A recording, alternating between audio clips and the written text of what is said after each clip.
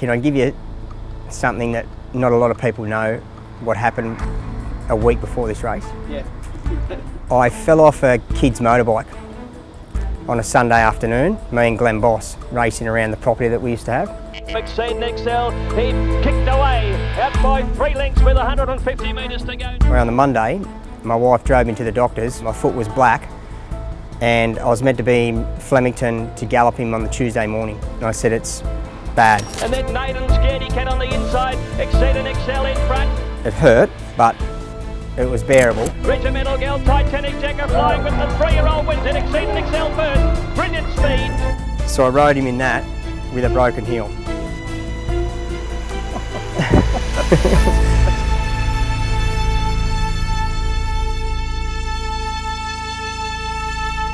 Exceed and excel is building his own dynasty.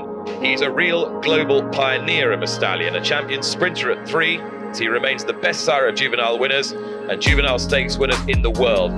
This horse is building a real legacy, ladies and gents, as a true sire of sires. Exceed and Excel, he was probably the first really expensive stallion prospect in Australia. Sheikh Mohammed, who wanted to invest heavily in Australia at that time, obviously had just set up this beautiful place at Kelvinside that we know so well now, and needed a flagship colonial stallion to stand, and he was the one that absolutely put his hand up. It was a lot of money at the time, but he's well and truly paid it back. 215 individual stakes winners and counting, $270 million in prize money, his progeny prize money earnings. That's a huge figure in anyone's book. Exceed and Excel really shone as a racehorse. He had a beautiful action on the track. Followed then by Reactive, our Egyptian Rain starting to run on fairly, and then Blur, followed by True Glow, Exceed and Excel. He kicked away, out by 3 lengths with 150 metres to go now from Regimental Girl, and then Nathan's Scaredy Cat on the inside, Exceed and Excel in front, Regimental Girl, Titanic Jacker flying with the 3-year-old wins it, Exceed and Excel first, brilliant speed. Great. He was a freak. He was an actual freak. I always say it's never even a hesitation. Every time someone asks what's the best horse that you've ever sat on, first words are Exceed and Excel. He was just so exciting. Like the 3 times that I rode him, he obviously led. He was always out in front, sort of, highballing. Even when you thought he was racing at his top, he always had another gear or 2 to go. I remember that day vividly, to be honest. I was a young jockey coming through. I got a phone call from Nick Moratis, the owner. I did say no, I didn't want to, because Huey Bowman and I were best mates, and I didn't want to steal the ride off Huey. And Nick demanded that I ride him, and he said if I didn't ride him, Jimmy Cassidy would be the new rider. So there was a quick phone call made to Huey Bowman. It was Bowman off, Brown on. It was a warm sort of day down there at Flemington. Exceed and Excel out of 9 began well.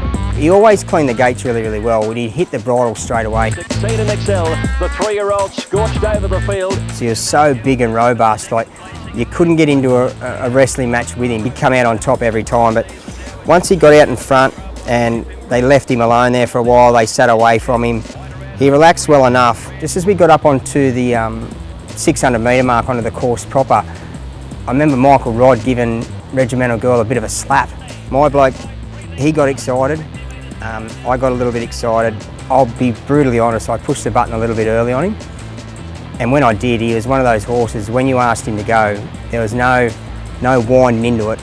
To his credit, he lowered, he quickened, then dug really deep. I think he put like 2 or 3 lengths on them quite quickly. He would travel and you'd think that he was at his top, but the moment you pushed and asked for more, he'd just find another 2 gears. He's extremely exciting horse.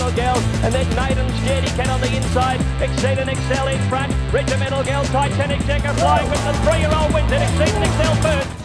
If it wasn't for Exceed and Excel, it might have taken me a lot longer, but once he hit the big stage down there in Melbourne, for me, it opened up a lot of doors and started my career blossoming, so to speak. But Exceed and Excel has burst away.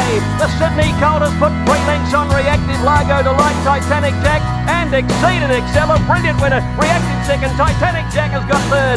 He's been an absolute marvel in 2 hemispheres. He's just a superstar stallion. If ever you could give a money-back guarantee, I think you could do it with this horse, Exceed and Excel.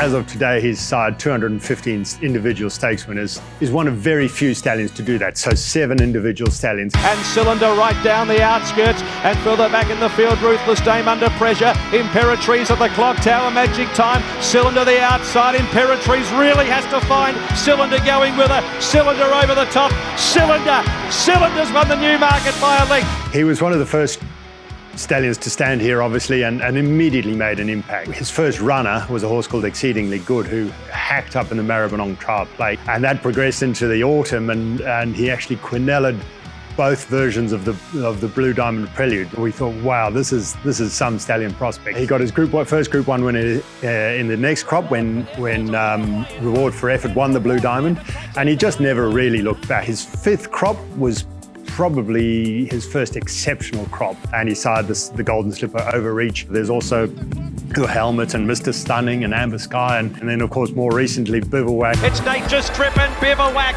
who explodes. Bivouac with a powerful display. And Microphone From Castelvecchio, and Microphone's won it. He's a wonderful sire of broodmares too.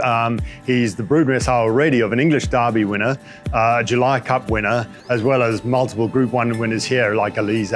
He's just been a fantastic horse. He's been champion sire here, champion sire in Hong Kong. He's done it at both ends of his career. He's been a fantastic stallion.